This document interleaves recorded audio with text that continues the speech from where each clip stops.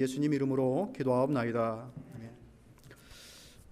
오늘 함께 나누실 말씀은 창세기 5장 1절에서 5절까지의 말씀, 또 그리고 21절에서 24절까지의 말씀, 이렇게 두 부분을 이렇게 함께 나누도록 하겠습니다. 먼저 1절부터 5절까지의 말씀 우리 교독합니다. 이것은 아담의 계보를 적은 책이니라. 하나님이 사람을 창조하실 때에 하나님의 모양대로 지으시되 남자와 여자를 창조하셨고, 그들이 창조되던 날에 하나님이 그들에게 복을 주시고 그들의 이름을 사람이라 일컬으셨더라. 아담은 130세에 자기의 모양 곧 자기의 형상과 같은 아들을 낳아 이름을 셋이라 하였고, 아담은 셋을 낳은 후 800년을 지내며 자녀들을 낳았으며 같이 그는 930세를 살고 죽었더라. 21절입니다. 에녹은 60세에 무드셀라를 낳았고, 무드셀라를 낳은 후 300년을 하나님과 동행하며 자녀들을 낳았으며 그는 365세를 살았더라. 같이 에녹이 하나님과 동행하더니 하나님이 그를 데려가심으로 세상에 있지 아니하였더라. 아멘. 하나님과 동행하며 사는 인생이라는 말씀의 제목으로 여러분과 함께 은혜를 나누고자 합니다.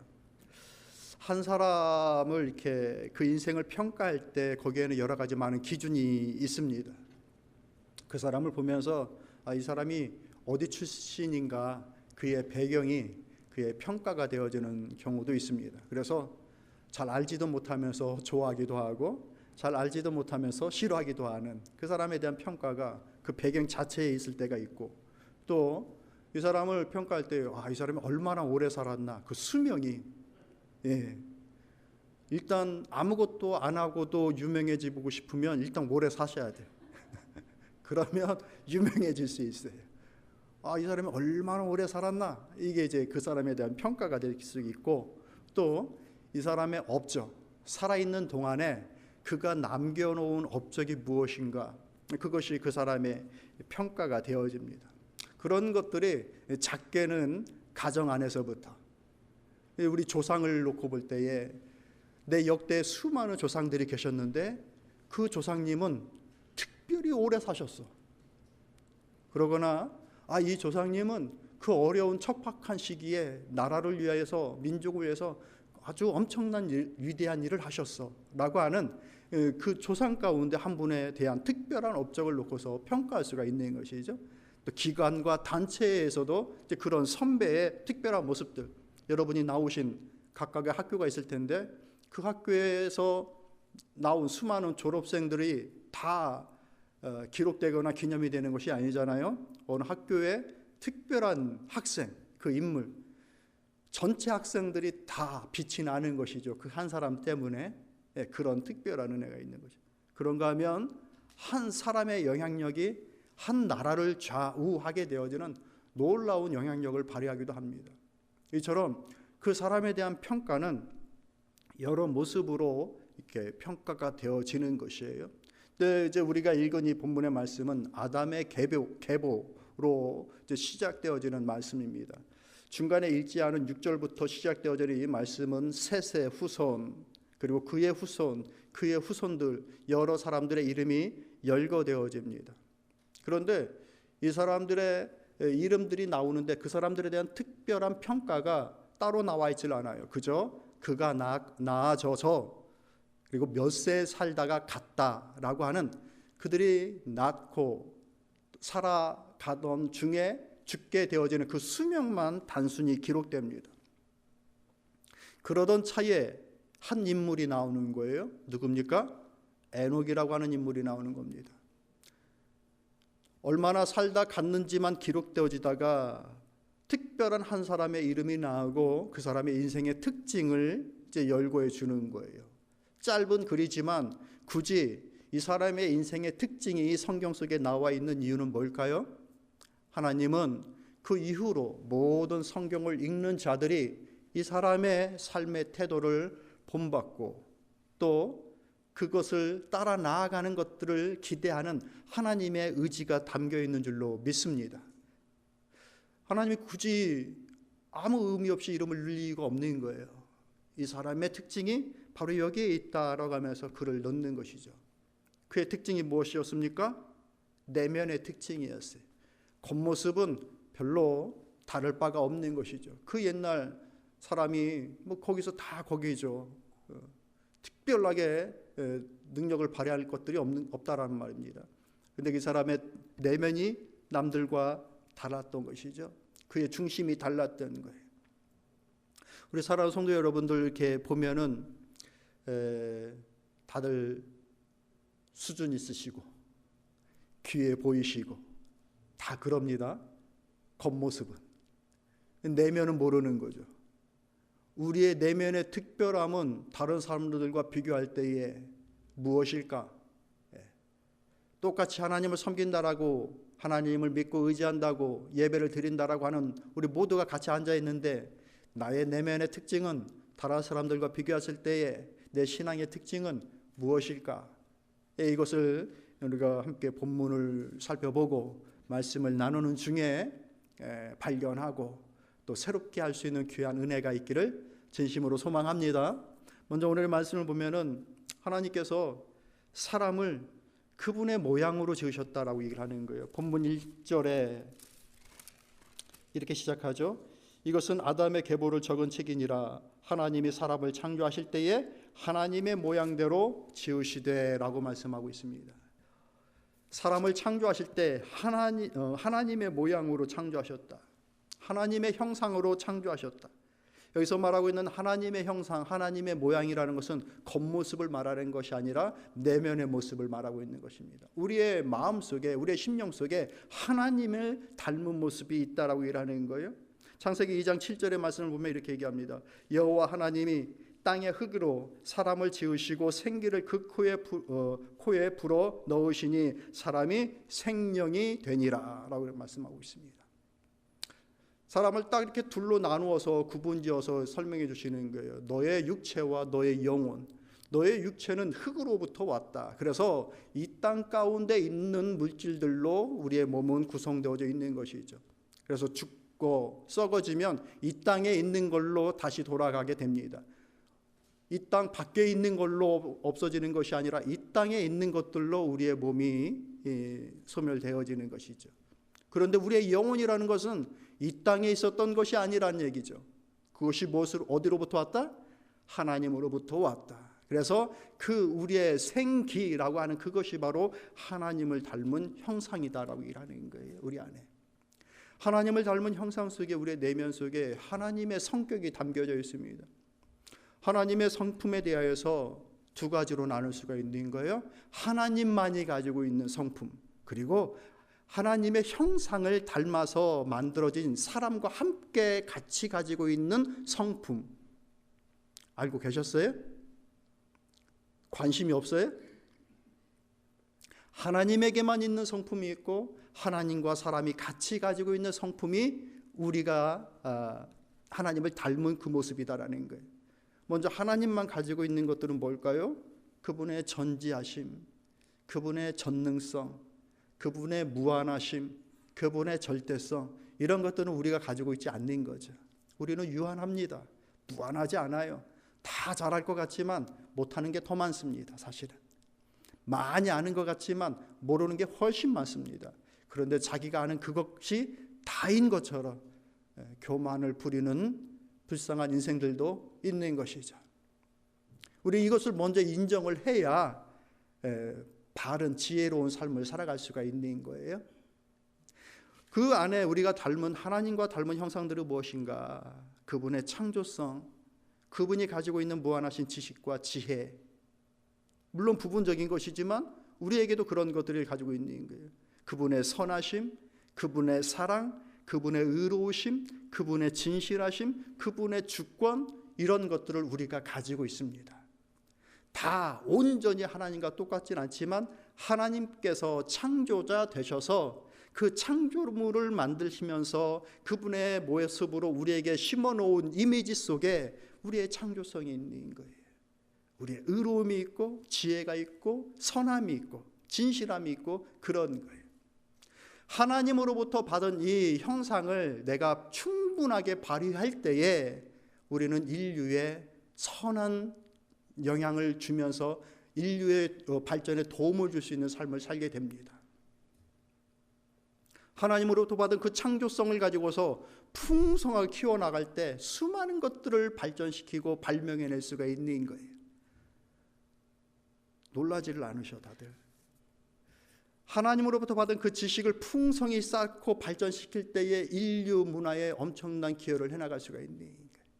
그 선함을 따라서 그 일을 이루어나갈 때 사회의 발전과 함께 살아가는 그 놀라운 일들을 만들어 나갈 수 있는 거예요.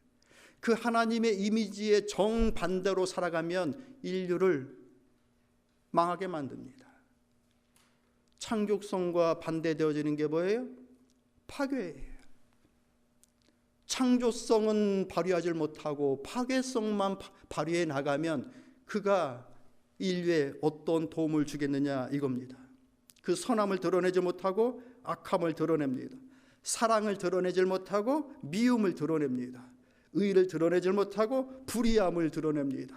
정의롭지 못하고 거짓을 드러내고 주권적으로 자신의 일대로 주도적으로 하려고 하지 않고 늘 의존적으로만 따라가려고 한다면 사회에 큰 영향을 발휘할 수가 없는 인생이 되는 것이죠. 그러니 먼저 우리가 하나님으로부터 받은 이미지를 따라 하나님의 모양으로 하나님의 형상으로 지어졌다라는 것을 깨달아 알아 내 안에 있을 하나님의 형상이 더 풍성히 드러날 수 있는 그 삶을 살기를 소망하면서 살기를 기도하면서 살기를 바랍니다. 하나님 더 많이 사랑하면서 살게 해주세요. 주의 이미지 따라 더 많이 사랑하며 살게 해주세요. 하나님 지혜롭게 살게 해주세요. 우매하고 어리석고 나만 내가 다 아는 것처럼 착각하여 살지 않고 끊임없이 무한하신 주님의 지혜를 간구하며 지혜롭게 살아갈 수 있게 해주세요. 하나님의 형상을 간구하며 살아가십시다. 하나님 창조적인 삶을 살게 해주세요. 다시 재탄생시키고 살리는 그런 역할들을 감당하는 인생을 살게 해주세요. 특별히 우리 사랑하는 청년들, 학생들 무슨 직업을 갖던 어떤 꿈을 꾸던 창조적인 삶을 새로운 것들을 만들어내고 인류의 유익과 도움이 될 수 있을 만한 직업을 생각하세요. 그게 하나님의 기쁨이 되어지는 거예요. 망가뜨리고 파괴하는 것들이 직업이 돼서는 좋지 않은 것이죠. 그러니까 우리가 하나님의 형상으로 만들어졌다라고 하는 그 마음으로 살아가는 것, 거기에 우리의 삶에 지혜가 뒤따를 줄로 믿습니다. 또한 두 번째, 먼저 우리가 생각해야 될 것은 무엇인가? 사람으로 살아가는 그 자체가 참으로 복된 것이다. 2절의 말씀 읽어볼까요? 있습니다. 남자와 여자를 창조하셨고 그들이 창조하던 날에 하나님이 그들에게 복을 주시고 그들의 이름을 사람이라 일컬으셨더라. 사람이라고 일컬어지는 그것 자체가 복되게끔 하신 것. 사랑하는 성도 여러분, 이 세상을 살아가는데 똑같은 생명을 갖고 살아가는 똑같은 시간대에 수많은 생명체들이 있는데 그 가운데 사람으로 살아간다라는 거 놀랍지 않습니까? 오늘 유난히 안 놀라시는데 다들? 저는 곰곰이 생각해 보면 이게 너무 기가 막힌 일인 거예요. 오늘 아침에도 고양이 2마리와 놀다가 왔는데요, 아무리 사랑스러워도 내가 고양이로 살아가는 건 원치 않는 거예요. 그보다는 사람이 나은 거예요. 아무리 그들이 사랑스러워하다. 똑같은 시간대에 수많은 생명체가 이 땅에 있습니다. 차원이 달라요. 그들의 시각과 우리의 시각이 달라요. 그들의 생각과 우리의 생각이 달라요. 저 등푸른 고등어의 생각과 우리의 생각이 달라요. 그런 똑같은 시간대에 살아가는데 사람으로 살게 해주셨다. 사람으로. 하나님을 마땅히 찬양하고 감사할 이유가 있음을 알게 되는 겁니다. 물론 우리의 마음과 생각이 이만큼의 기대가 있는데 거기에 미치지 못할 때에 참 마음이 씁쓸하고 슬프고 그럴 때가 있죠. 그럼에도 불구하고 한 인생을 사람으로 살아간다는 것은 정말 복된 거예요. 감사합시다. 근데 더 귀한 것은 하나님이 이 사람의 힘을 엄청나게 중요하게 사용하신다라는 거예요. 중요한 시기 때마다 위기 때마다, 결정적인 상황 때마다 하나님은 한 사람을 들어 위대한 일을 행하십니다. 우리가 알고 있듯이 아브라함이라고 하는 그 한 사람을 들어 믿음의 역사를 시작하십니다. 한 사람이에요, 한 사람. 그 이후에도, 그 이전에도 한 사람을 들어 하나님의 놀라운 일들을 이루어 나가십니다. 노아라고 하는 한 인물을 택하시고, 야곱을 택하시고, 요셉을 택하시고, 모세를 택하시고, 여호수아를 택하시고 하는 시대마다 단 한 사람을 택하셔서 인류의 구원의 역사와 그 나라의 역사를 바꾸어 나가십니다. 이게 한 사람이 갖고 있는 힘이에요. 위기 때마다. 우리가 알고 있는 예레미야 선지자, 예레미야 선지자는 그 나라를 보면서 눈물을 흘리지 않을 수가 없었어요. 그래서 눈물의 선지자라고 말하죠. 그 사람의 마음이 감수성이 깊어서 눈물을 많이 흘렸느냐, 그것이 아니라 나라를 생각하니 눈물을 흘리지 않을 수 없는 그런 형편에 있었던 거예요. 예레미야서 그 마지막 부분에 예레미야가 뭐라고 얘기를 하는가? 참으로 귀귀하고 놀라운 일이다 라고 얘기를 합니다. 뭐가? 이 세태가 하나님과 함께 살아가고 하나님의 나라로 세워진 이 나라요 민족임에도 불구하고 이 돌아가는 세태가 참으로 기이하고 놀라운 일이다 라고 하면서 눈물을 흘리고 한탄하는 것이에요. 어떤 내용입니까? 선지자들은 거짓을 예언하고 제사장들은 자기 권력으로 다스리고 백성들은 그것을 좋게 여긴다라는 거죠.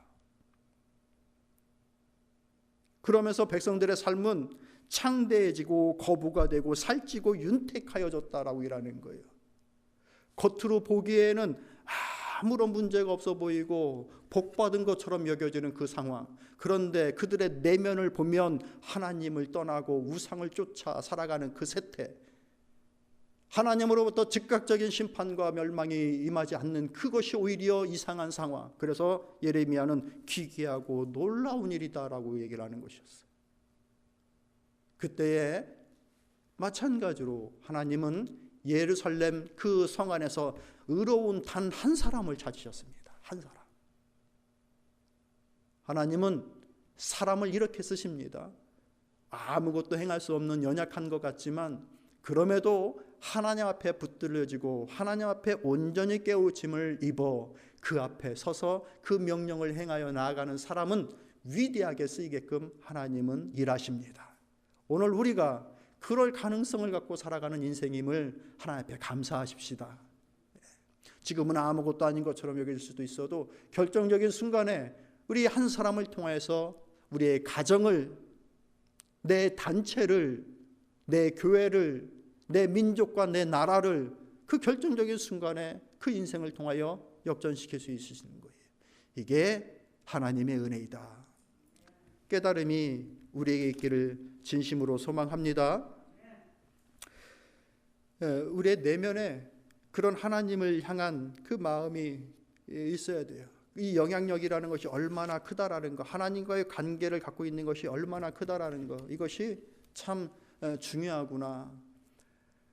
사람의 도리를 다하는 것도 중요하지만 하나님 앞에서 하나님의 자녀로서의 도리를, 사람됨의 도리를 다하는 것이 얼마나 중요한가, 이것을 깊이 깨닫고 기도하면서 신앙의 목표로 삼고 살아갈 수 있는 은혜가 있기를 진심으로 소망합니다. 제가 아는 어떤 분은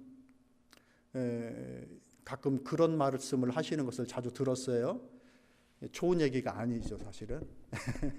기억에 남는 그분의 얘기 중에 하나가 누군가를 이제 불평하는 내용 중에 하나 있었어요. 왜 불평하는가 봤더니 자기가 억울한 일을 당했다는 얘기예요. 그 억울한 일을 당하는데 누구에게 당하느냐? 사람 같지도 않은 사람에게 이 억울한 일을 당했다라고 하면서 토로하는 거야. 자기 말씀으로 얘기하는 거야. 사람 같지도 않은 것이 말이야.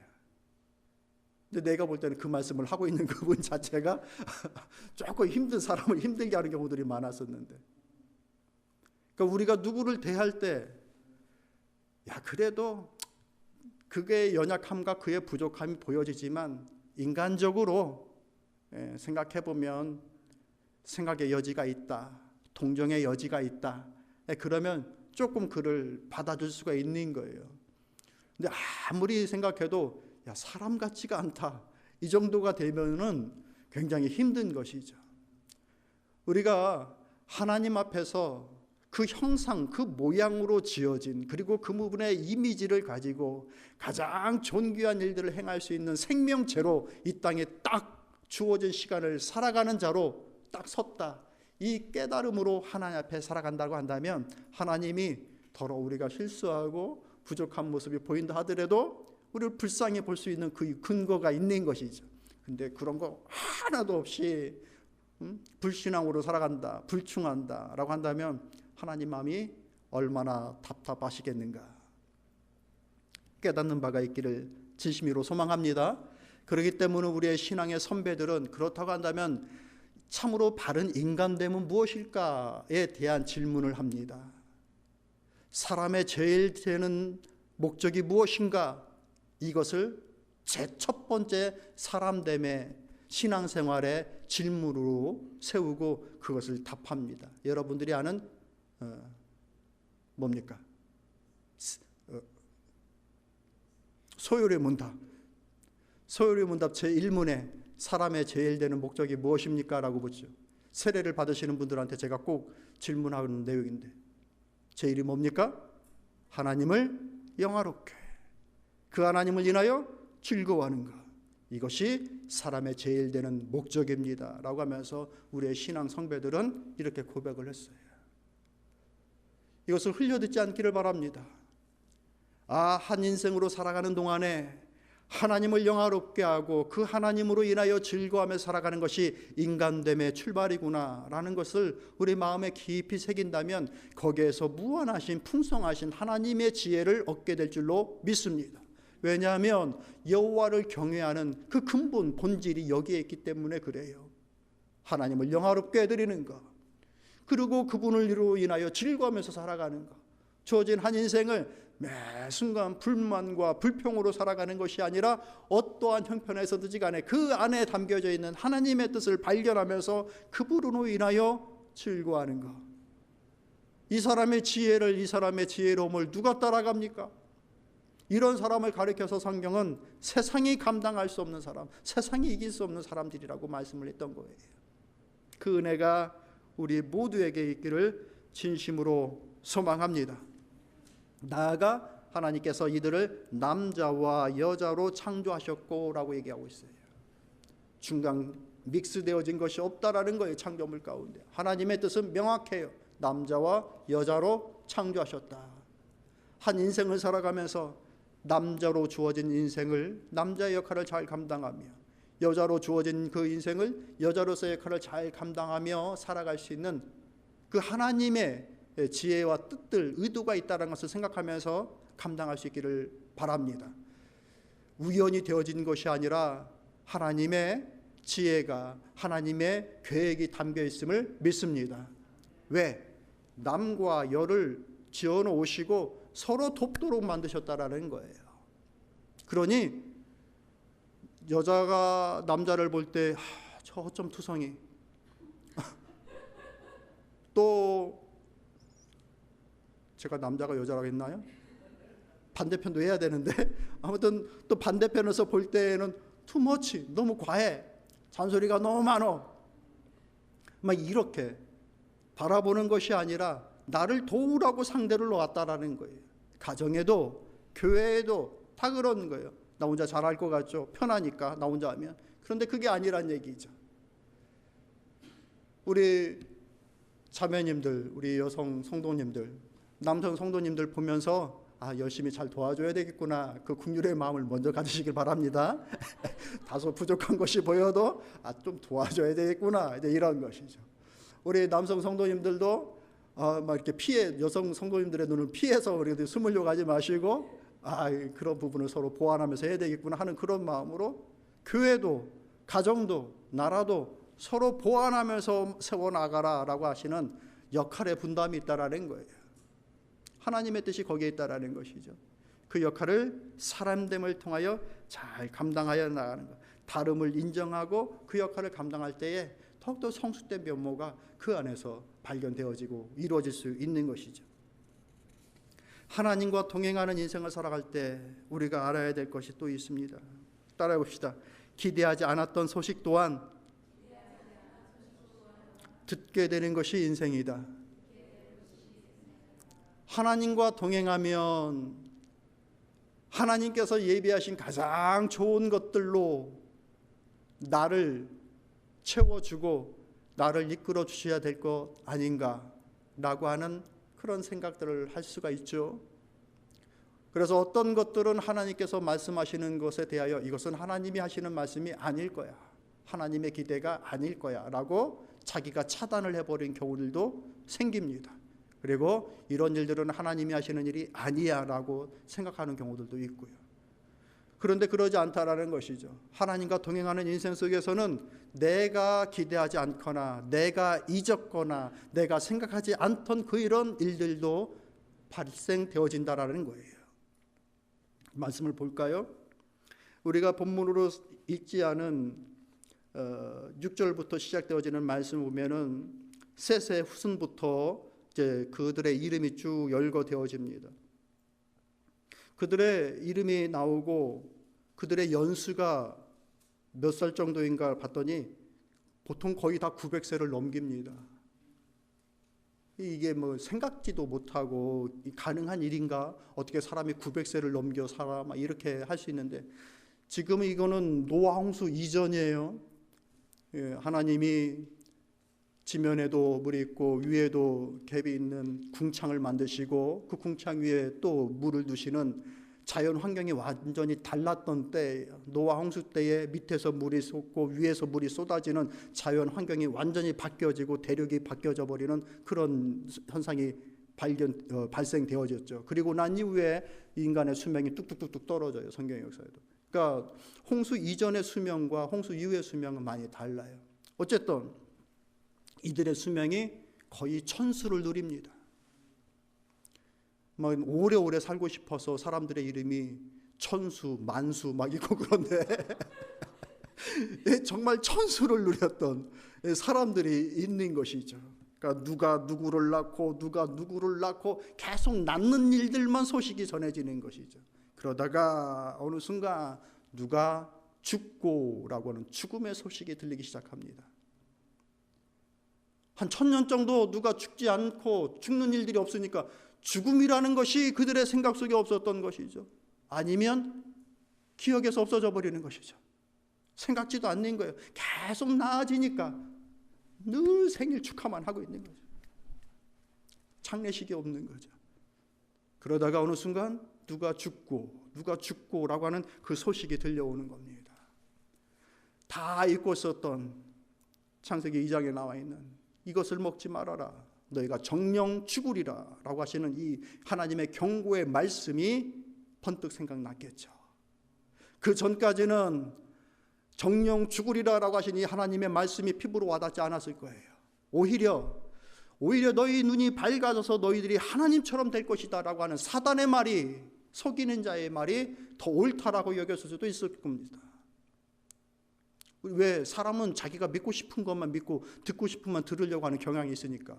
사단의 말이, 우리를, 그 뱀의 말이 옳았네, 우리 눈이 밝아지고 더 많은 지혜를 얻게 됐네, 죽지 않네 라고 하는 것으로 그렇게 살아가다가 어느 순간 정말 그 하나님의 말씀이 자신들의 눈앞에서 실현되어지는 것, 죽는 것, 죽어나가는 것, 그것이 목도되어지는 것이죠. 기대하지 않았던 일들이죠. 그런데 이제 이런 것들을 받아들여야 되는 거예요. 그들이 잊고 있었던 그것이 실질적으로 나타난 그 상황을 보게 되는 것이죠. 어떤 의미가 담겨져 있습니까? 하나님의 말씀이 우리의 인생과 멀리 떨어져 있는 것이 아니란 얘기예요. 내가 잊고 있을 뿐이고 내가 생각하고 있지 못할 뿐이지 하나님의 말씀은 늘 우리의 삶 가운데 깊이 와 있어요. 가까이 와 있어요. 그리고 결정적인 순간에 그 하나님의 말씀이 실현됩니다. 사람들은 내가 믿고 있고 내가 알고 있는 것들에만 집중하죠. 그때의 사람들처럼 죽지 않을 거야, 천수를 누리는데 뭐. 그런데 느닷없이 하나님의 약속의 말씀이 실현되어져 나타나는 것입니다.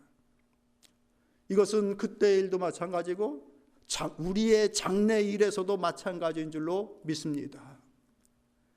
내가 생각하는 대로 되어질 것이라, 이거 이룰 것이라, 하나님의 말씀이 내 피부에 와닿지 않고 너무 멀게 느껴지고 하나님의 뜻들이 아닌 것처럼 여겨지는 그 많은 것들, 내가 믿고 싶고 내가 생각하는 대로 되어지기를 원하는 그 교만함들,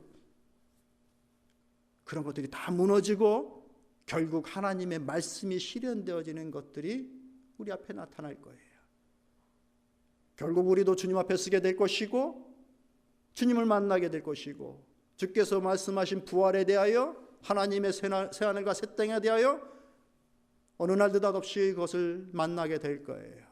아, 하나님의 말씀이 우리의 인생과 아주 가까이 있구나. 이것을 믿고 나아가는 사랑하는 성도 여러분들 다 되시길 바랍니다.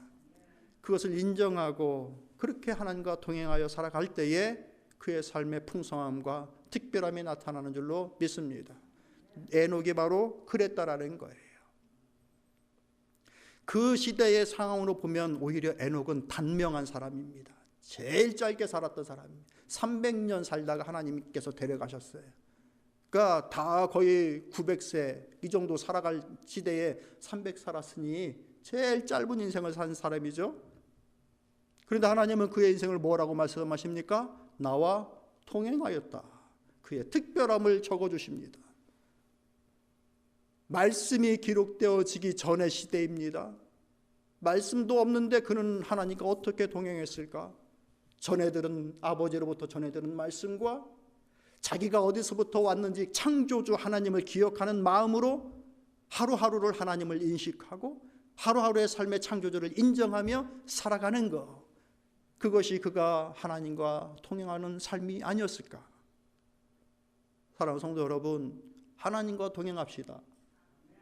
내가 생각하는 그 말씀대로 되어지지 않는다라고 하는 것 때문에 나도 안 죽을 거야 라고 생각했던 그 시대의 삶을 살아가는 것이 아니라 언젠간 하나님의 말씀을 맞닥뜨려 대면하게 될 것이다 라고 하는 그 마음으로 창조주 하나님을 기억하여 그분과 더불어 살아가고 그분을 인정하고 인식하며 살아가는 그 삶을 함께 살아가십시다.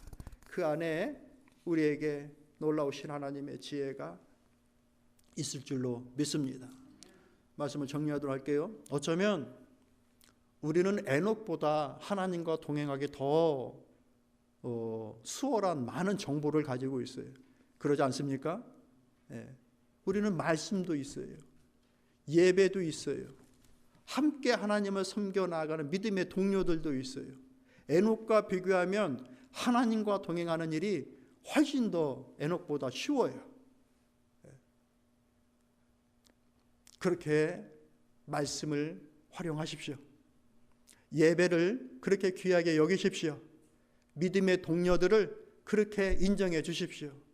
하나님과 동행하는 일에, 이 일에 필요한 자들로 그들을 내게 붙여주셨고, 그렇게 교회를 이루게 하시고 말씀도 예배도 그런 의미로서 오늘 내게 주셨다. 하나님 감사합니다. 이런 일들을 통하여 하루하루의 삶을 하나님과 동행하며 살도록 인도하여 주옵소서. 물론 나의 삶 가운데 실수와 연약함과 죄됨이 드러나고 허물이 드러나는 일이 있겠지만 그리스도의 은혜를 통하여서 다시 일어나고 회복되게 하셔서 믿음의 지혜를 가지고서 단 한 번의 인생을 살아가는 동안에 주님과 동행하연 인물, 주님과 동행한 사람이다라고 하는 그 특별함으로 평가되어지는 그런 인생을 살도록 도와주옵소서. 기도할 수 있기를 바랍니다. 우리는 무엇으로 다른 사람들에게, 후대 사람들에게, 우리의 후손들, 우리의 자손들에게 평가되기를 원하십니까? 돈 엄청 많이 벌었던 우리의 조상, 아주 오래오래 살았던 우리의 조상, 뭐 그런 나름대로의 특별한 것들도 있겠지만 성도로서 참으로 신실하게 하나님을 믿고 따르고 그분의 찬양이 되어지고 영광이 되었던 우리의 조상, 우리 교회의 선배, 내 믿음의 동료, 이런 평가가 우리의 평가 속에 실어지기를 진심으로 소망합니다.